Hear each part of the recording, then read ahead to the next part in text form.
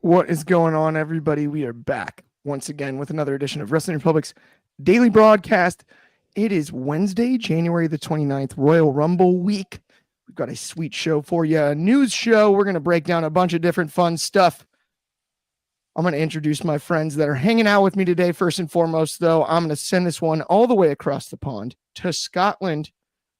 We've got the host of the Soul Sessions, Soul himself, in the building. How are you on this fine Wednesday, my friend? Oh, good as always, brother. You know, it's a fun day today. Yeah, fun topics on the board today. It's going to be a good discussion. Yeah, I'm ready to get into this. Let's just hit the ground running, brother. Absolutely, me as well. Before we get started, though, we have one more. Normally, it's two more, but today we have locked away Carty Carnette because our third subject needs Carty himself, Carty Crisp, the original recipe, to deliver his thoughts on it. It's good to have you, my friend. How have you been? I've been good, Clark. I have slightly more memorabilia to my shoulder. I have Mr. Tiger Mask, the GOAT of masked wrestling. But yes, I have many takes that are not, we don't need Mr. Carnette here commenting and confusing the fans. So he's locked away against his will, and he'll come out later, maybe for next week's show. Absolutely. Whoa. You got Tiger Mask memorabilia, like Misawa Tiger Mask, or like? Oh yeah. Yeah, I got the New Japan figure. I emptied my house. I got Minoru Suzuki. I have the NXT belt. I gave it to my manager. Carter's Manny Pacquiao. Carter's as good of a collector as you could find. I will also say there's a comment there from good friend of the show, Numero One Superfly, about some breaking news. I was explicitly instructed absolutely no addressing any dirt sheets on today's show. Numero One, as a friend of the show, though, if you can confirm that that was officially announced by WWE, I will absolutely read that comment on this show. But until then, I just want to be careful in case that's just a rumor. Let me know if you can confirm that. I trust your judgment on that. If it was WWE that announced it, I'll say that one. Let me put it that way. We've got all kinds of fun stuff, though, on tap today. And let's get out of the gates with some Royal Rumble surprises. I'm going to go ahead and start with you here, Soul. Who do you see as a surprise, either men's or women's or both, whatever you'd like, in this year's Royal Rumble, just a few days away? Okay, so I know people are immediately going to jump to be like, oh, Malachi Black, Ricky Starks, Danhausen, or all these crazy predictions, right? Settle down your expectations. Let's keep them to actual realistic parameters here. The only realistic ones I can see are mostly focused on with this TNA deal. So for men's, Joe Hendry, women's, a debuting Jordan Grace. That's for me. I'm keeping it very realistic because in my mind, I don't think this Royal Rumble will have up-teen amounts of surprises because one, it's obviously the first one on Netflix. WWE will want to showcase their roster, their brand, their company. They're not going to have people come in from other companies, or not too many of them, and put the spotlight on them as heavily when this is their first showcase on that such large platform that is Netflix. So for the men's, Joe Hendry, women's, a debuting Jordan Grace. Keep it nice and compact. Absolutely. I love all those calls. And TNA makes a lot of sense given the new partnership. You didn't mention Nick Nemeth, but a Dolph appearance, right? Maybe? I don't think so. Don't think so? Not this time? No, I don't think so this time, no. I think it would be interesting, so that's going to be one of my picks there. I'll give a few more later. Carter, let's get to yours because I'm really interested in these ones. Oh, this is a good list. I'm gonna do not mind me, fans, as I pull this list up and put it on the side of the screen. And at the top of this list is Effie. No, I love you, Effie. I don't think you're going to appear in the Rumble, but you are great. I loved you at the last ECW pay-per-view, but you got to go by partnerships. And with the WWE, you have TNA, Noah. Those are the big two to me. And I'm going to use, some of us have an agenda when we come in. I think Speedball Mike Bailey should be the cruiserweight internet. Give him everything. Give him Gunther's title. So I want to see Speedball in there doing 50 flips before he knees people in the back. I mean, a wild prediction I have is maybe ye old Matt Hardy. How about that one? But a little more serious. I mean, I'd like to see Masha Slamovich in the women's. I'd like Akira. I don't know how Akira, the indie wrestler, is in the WWE. I'd love to see him, but I mean, Omos. Where's Omos? My favorite wrestler besides Samoa Joe. I need to see him. He's huge. I want to see him in that ring. And then I have Zandig on this list. That's not serious, but he's on the list, so I might as well point that out. I love it. Omos, I think there's a lot of legs there. I think Omos is somebody that you can definitely. Is there an echo on your side there? Somebody? Sorry, I can hear myself twice. But the either way, the net of it is, I think it's actually on your side there, so but not worried. Anyway, I think Omos, given the run he's had in Japan, would be absolutely awesome. We've got a few. I think this is a typo there, but he meant Masha Slamovich. That would have been interesting as well. A lot of AJ Lee comments. I'm curious about that. We've got AJ Lee, Cora Jade, and Roxanne on the women's side. When it comes to the men, there's one that's really interesting. And I don't really think it's possible, but I'm going to say it because it's just it would be the ultimate surprise. If somehow it is Rey Fenix, if Rey Fenix ends up being let out of that contract and it's Rey Fenix, that crowd will go pretty ballistic, I think, especially after Penta's debut. And I think we're definitely going to get Penta in the Rumble. Maybe not. I don't know. I'm not 100% sure on that, but that I don't see why you wouldn't. If you had Rey Fenix show up, that'd be pretty darn surprising, to say the least. Another one I think that's out there that we haven't mentioned with TNA, or maybe we had, I'm not sure. For a second there, I had to do some production stuff on the side. So if someone did mention me, please correct me if I'm wrong, but I could see a Hardy Boy or two. I could see one of the Hardys. I could see Matt. I could see Jeff. Maybe both. Who knows? I'm not 100% sure. David Modge is agreeing on Penta will probably enter the Rumble. Hassan Terrell with Happy New Year. Absolutely. And Happy Chinese New Year. Absolutely. That is today, by the way. I should have mentioned that at the outset of the show. Thank you so much for the reminder there, honestly. But yeah, I'm excited about what we're going to see this Saturday in both Rumbles. Becky Lynch. There's another name that I really think is possible. Alexa Bliss, hard maybe. You never know. Charlotte Flair would have been a surprise. Not so fast, my friends, though, in the words of the great Lee Corso. We will not be surprised on this one.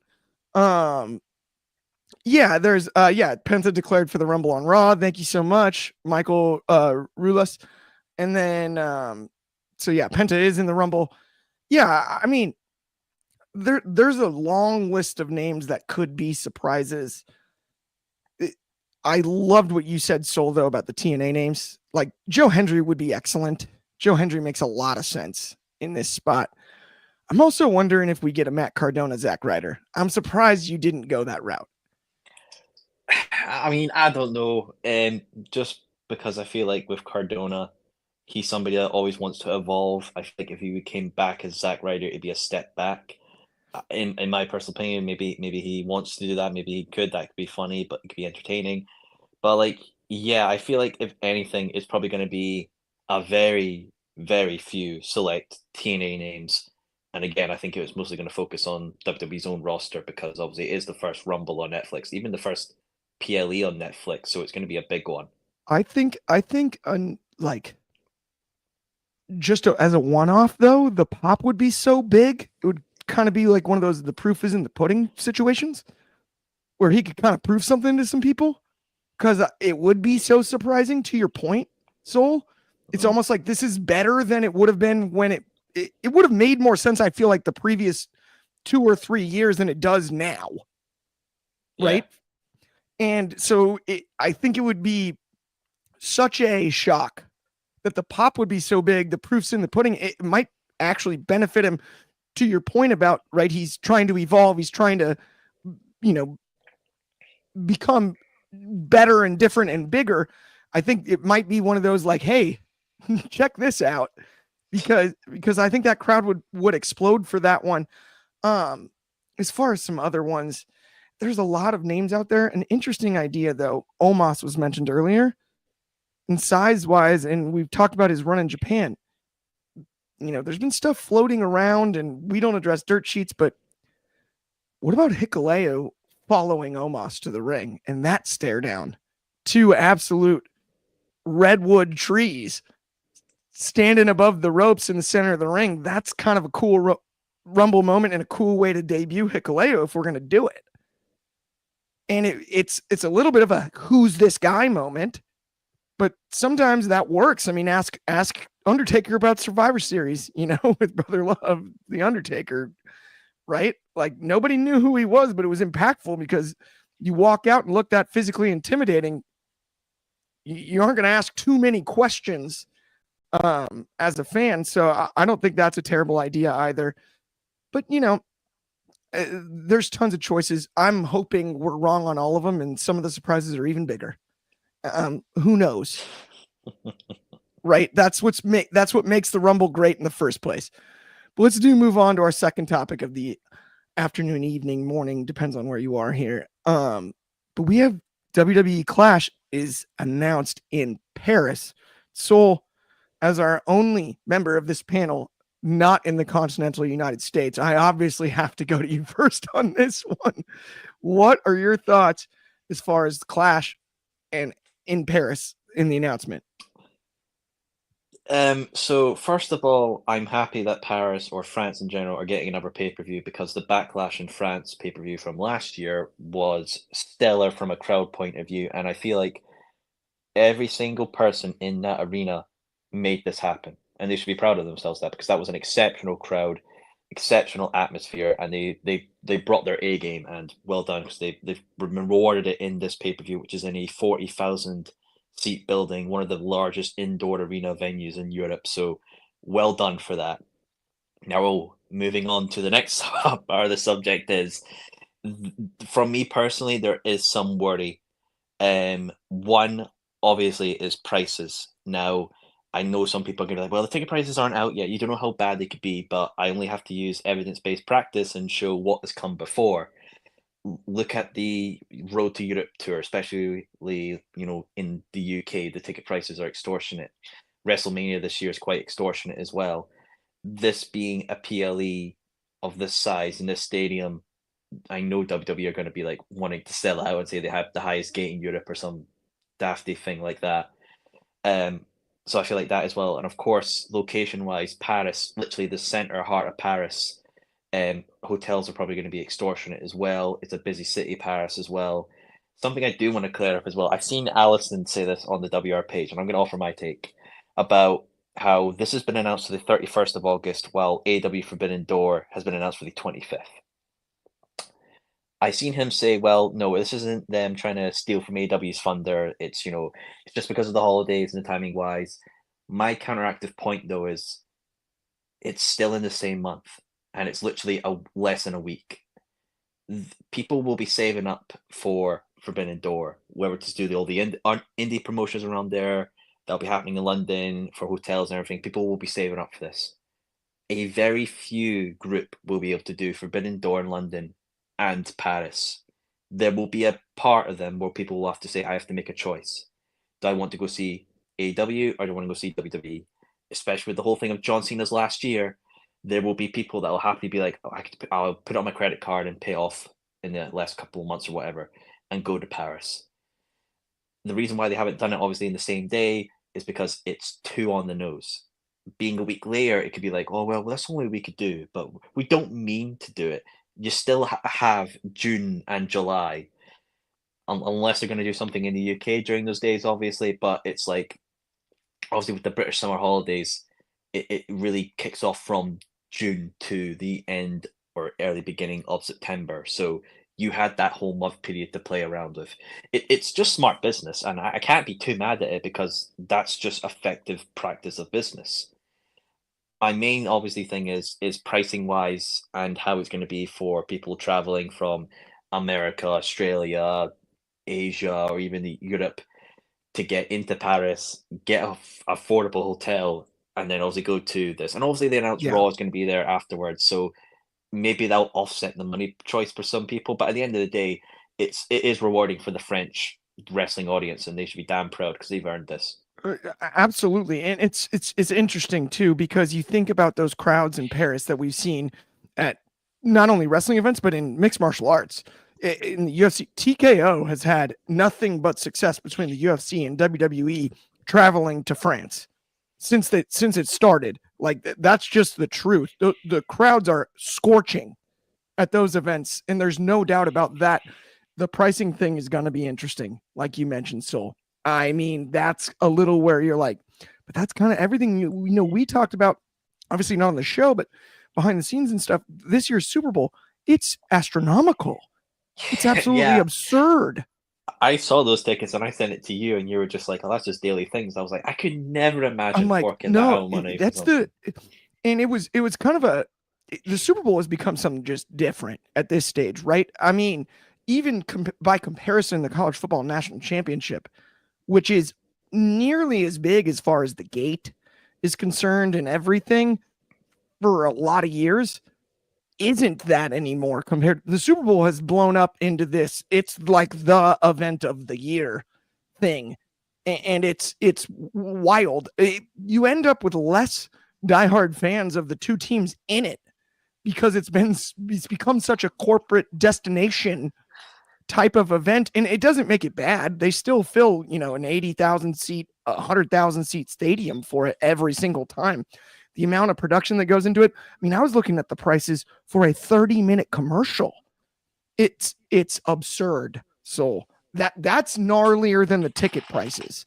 For a 30-minute commercial or a 30-second commercial during the Super Bowl, it's like, it's a year's worth of freaking net profits for half the companies. It's unbelievable.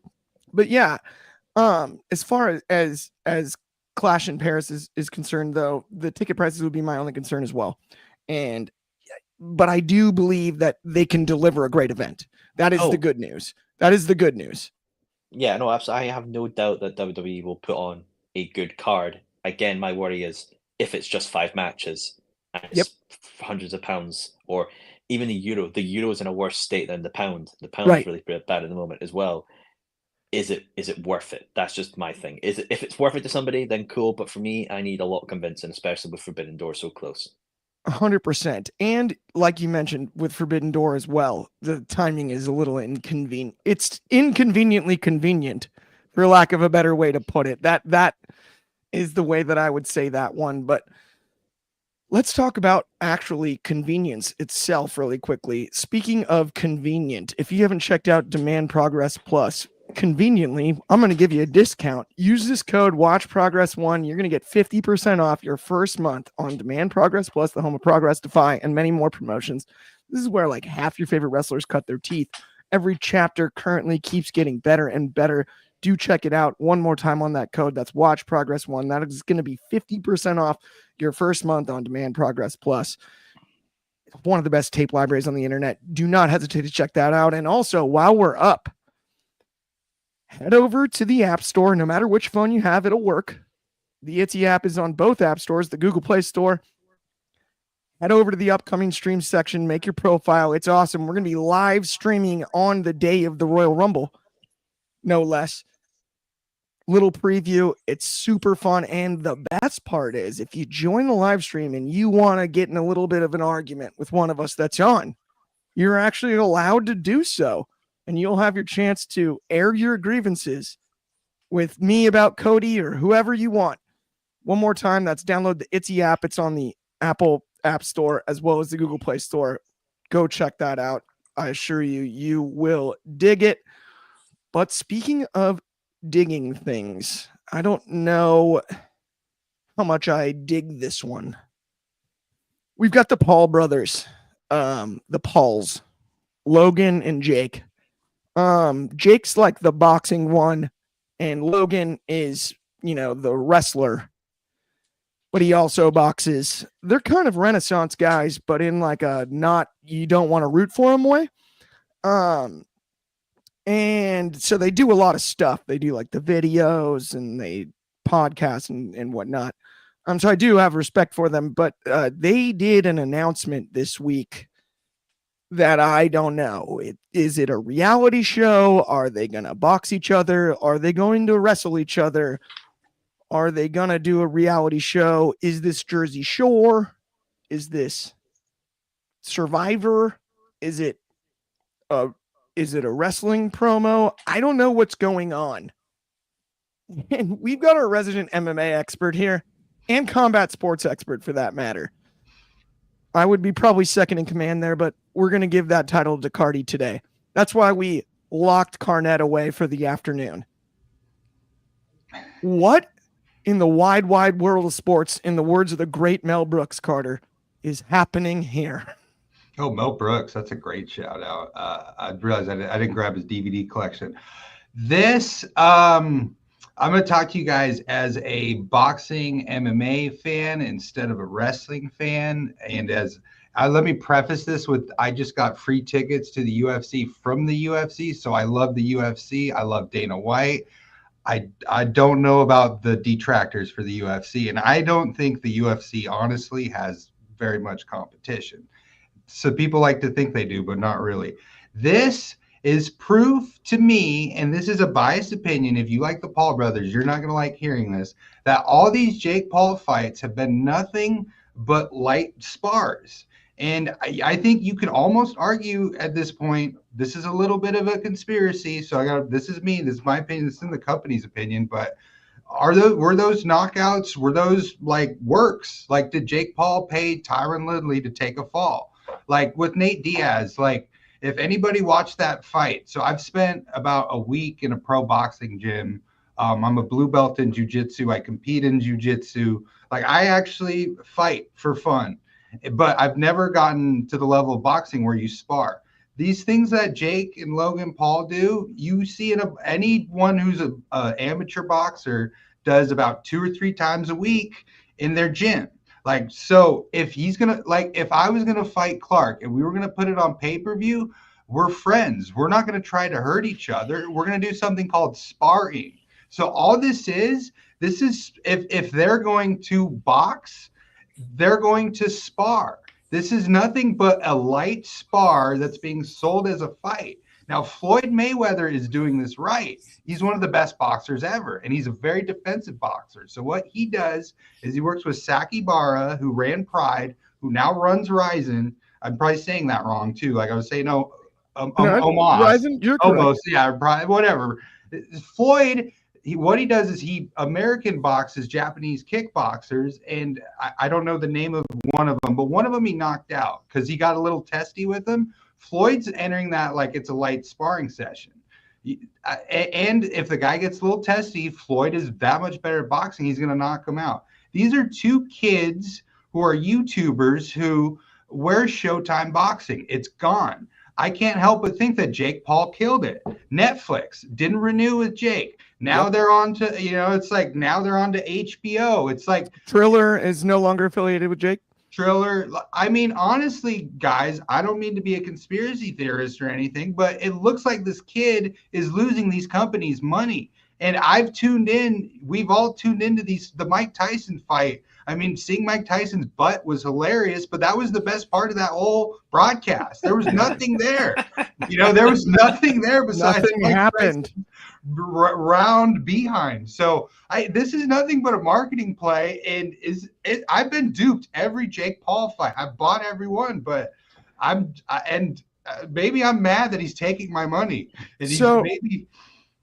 We've got a lot to unpack here, Carter, because I agree with, I'm going to throw a percentage on it. I agree with about 85% of what you said.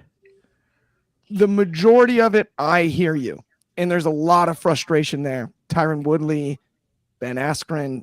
I mean, Nate Robinson was the first highlight. Remember that guy won the dunk contest. He's not a boxer. He did lose to Tommy Fury.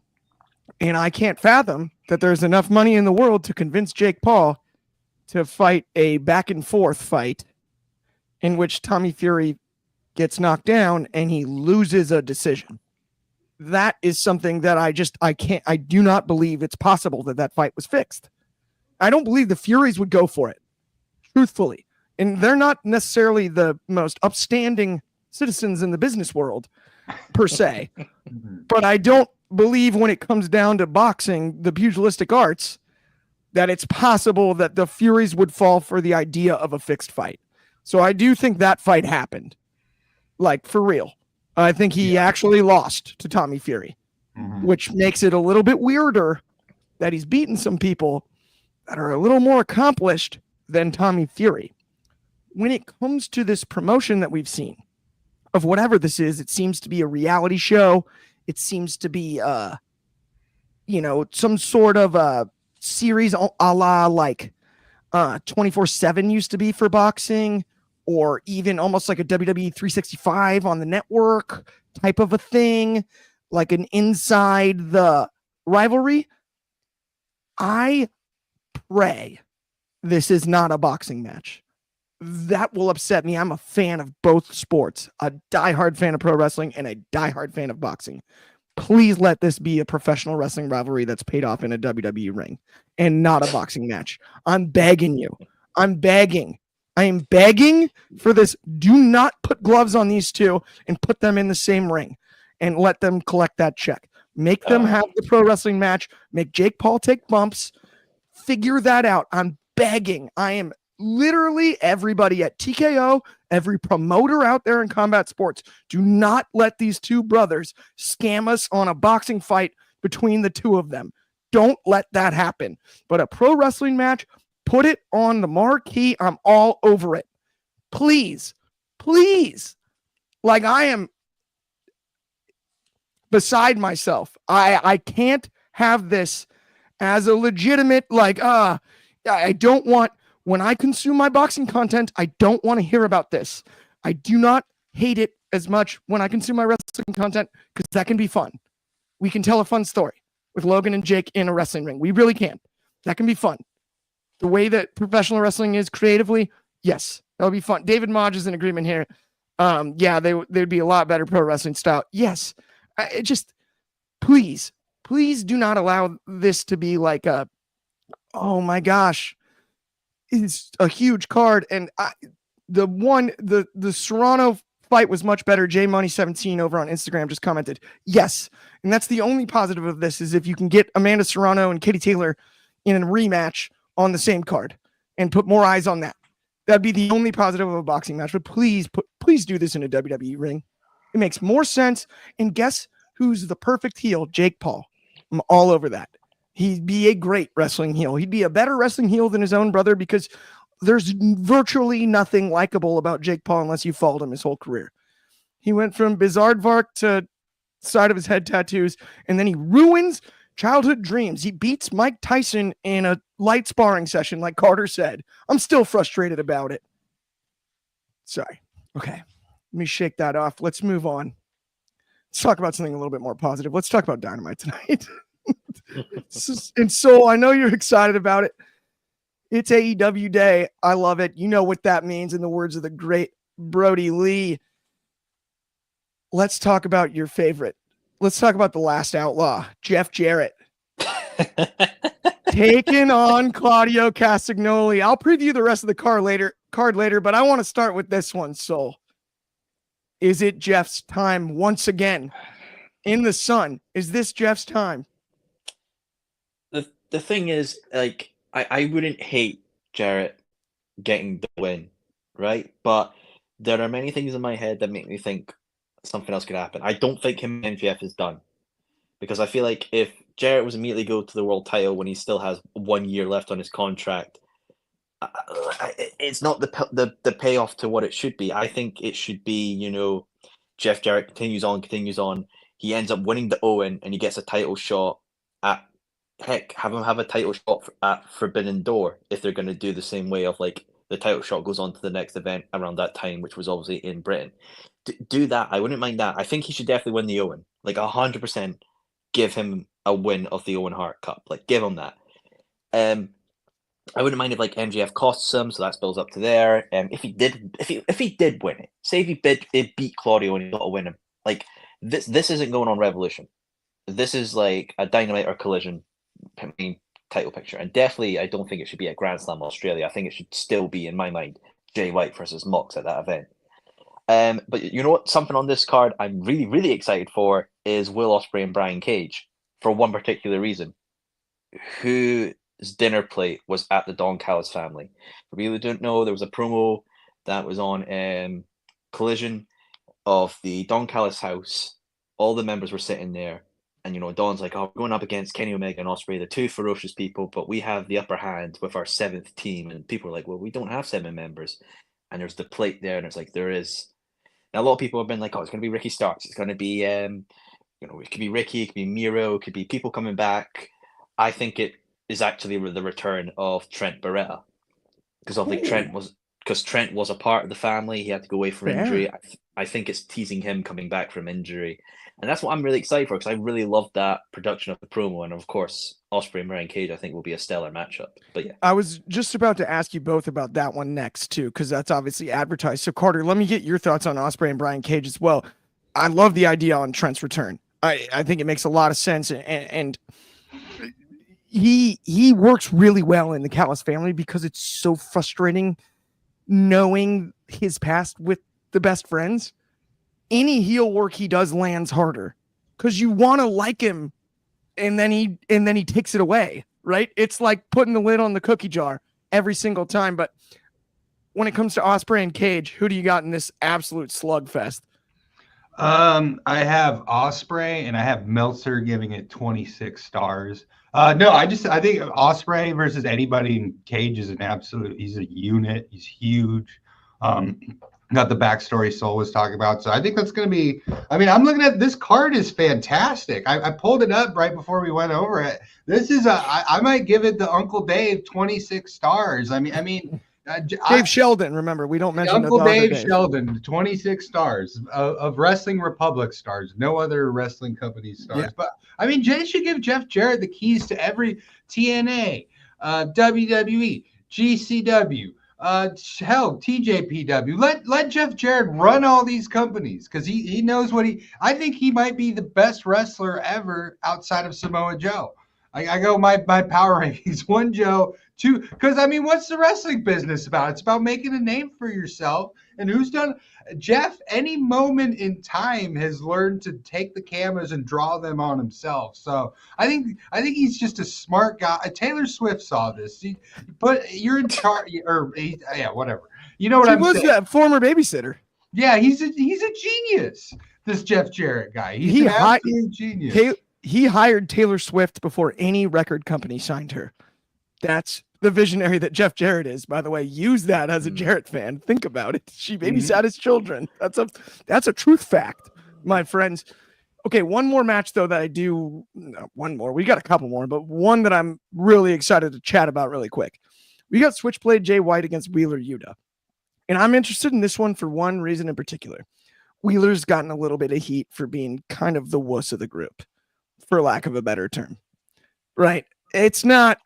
He's a little bit of like the runt in the litter here. There's never been a better time for him to do something over the top violent to Switchblade in this match. It's a grudge match. Take everything away here. Do something over the top violent that stops the match. Something crazy. Establish yourself as I'm a real Death Rider. That's why I did this wild thing. I jammed a screwdriver into his forehead or something gnarly, whatever it may be. Just to get that little layer of goofiness off of Wheeler Yuta. Take him more seriously. That's my only thoughts on that. So I do want to get your thoughts on this one because you track the storyline as well as anybody. Do you agree with that, or do you see a different route when it comes to Jay White versus Wheeler? I would implore everyone to watch the AEW close-up that was released on their YouTube channel about the Death Riders. I really, really enjoyed it, and it gives my insight to Wheeler's mind is sort of Stockholm syndrome. Of like he feels like he can't mentally escape it because he's been stuck in it for so long, so he's just riding with it. And like Wheeler Yuta is the Death Rider's punching bag, but it's like it's he doesn't mind it because I think through his mind it's going to build him through brutality. For this, I would like to see him at least have a good showcase with White, at least have a bit of back and forth because obviously he is 1/3 of the trios champion. I've always enjoyed Wheeler Yuta. I loved him as Ring of Honor Pure Champion. I liked him in the Blackpool Combat Club. Him and Mox is one of the best matches that ever happened on Rampage. I do feel like Jay White is positioning for the title picture at Grand Slam Australia. I feel like that's where we're going. I think that's the smart plan. So yeah, I think that's just generally the plan. Just let them have good back and forth offense, and then I think it should be all right. That's fair. That's fair. I hear you, and I agree with Jay White in Australia. I just do think there's an opportunity here to get some of that like dust off of Wheeler, because it's also one that doesn't fully stick out other than Jay White's name when you look at this card. But speaking of matches on this card, there is a TBS title match. Mercedes Moné is going to defend against the magical girl Yuka Sasaki. I apologize. Sorry, Yuka. That is my fault. But Carter, I got to ask you about this one. Any chance we see the upset, or is it just CEO continues her reign of terror? You're going to see CEO continue her reign of terror. But again, I want to highlight as the resident person who cashes checks from Tony Khan to say good things about him. This is another good women's match, and seeing Mercedes Moné against wrestlers who train and cut their teeth in Japan in a more technical wrestling style on TV, a women's match, and they're gonna give it proper time, not like a certain other company where you wrestle for 7 minutes and you talk for 30. And it's gonna be a great women's wrestling match. I mean, you can't gamble on this stuff, but if you could, I'd put all my money on money. But money. I mean, he's booking women very well. I mean, this was something I remember when I first came on here. A lot of people complained about, but I think he's doing a pretty dang good job. And Yuka Sasaki's super fun. One of my favorite wrestlers in the women's division for AEW. So once again, in spite of the fact that he stole my offensive coordinator, great booking, Tony. 100%. That is totally fair. Although I do think you might be the only person that's upset because all those videos are going viral. But I do think he's an X's and O's guy. If we're talking football, I think he's going to figure it out. He's going to make Trevor Lawrence good. He made Baker Mayfield real good for a while this season. So, I mean, you never know. Don't judge a book by its cover. Ask Mike McDaniel about that one. I'm with you. There's one more thing on this card we got to talk about because it's advertised. And that is, and it's literally according to the All Elite Wrestling website. In the preview section, it says MJF talks, ... and talks, ... and talks. And that is advertised as a part of today's card. So I think he's going to be given some time based on that one. And whether that's on the microphone or a pre-taped segment, I'm here for it. Whatever MJF does is generally entertaining, even when it's kind of not. I cannot wait to hear what he says tonight.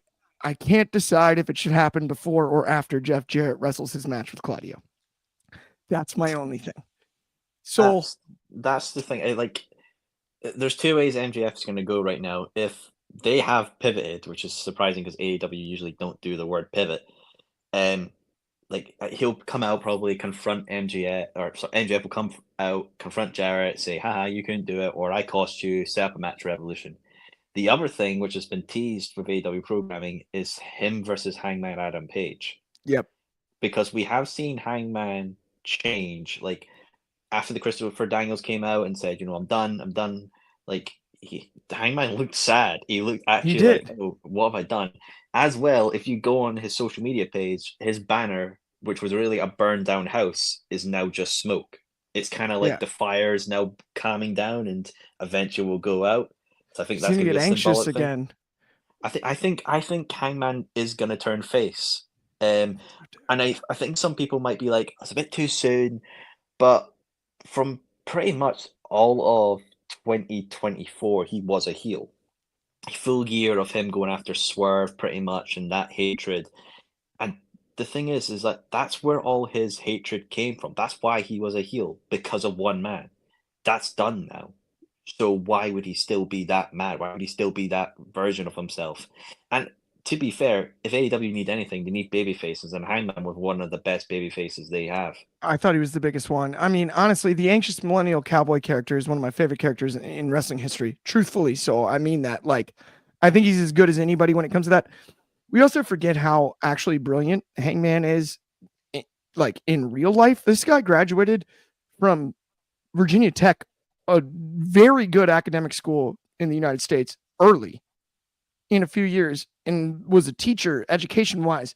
He's very cerebral. And if you look at his characters, they all make sense psychologically. Right. And that is where I think a lot of his brilliance is. And if anybody can make a good babyface turn, whether it's early or not, I do believe it is Hangman Adam Page. Carter, though, before we head home, I do want to get your thoughts on that one. As far as MJF talking, as well as if you have any thoughts on Hangman and the potential, the babyface turn. I mean, I just have to say, someone said that Hangman's got the best lariat right now. I agree. Someone said JBL has the best all time. You got to remember, Mr. Stan Hansen is the king of the lariat. So that's all. For all you youngins, if you've never seen a Stan Hansen match, hop on YouTube. I thought we locked up Carnette. Yeah, nah, he's coming out slowly. That's you said Hangman. I'm going you, but no, I just think it's funny. I self-owned myself. I said we're gonna see nothing but wrestling tonight, as I got the cage match card on my second screen, and then Clark says on the card is a segment of talking. So there you go, Nick Khan, etc. Triple H. We're going to have MJF talk. We're going to have all kinds of people talking, but we, for the day, are done talking over here on this show. And that brings us to the end of the show. Thank you so much for tuning in. As always, we'll be back same time, same place tomorrow. That's noon Pacific. That's, of course, 3 o'clock over on the East Coast. That's 8 o'clock in the UK and 9 a.m. for my friends in Hawaii. Have an awesome Wednesday on behalf of me, Carter, and Soul. We will talk to y'all soon.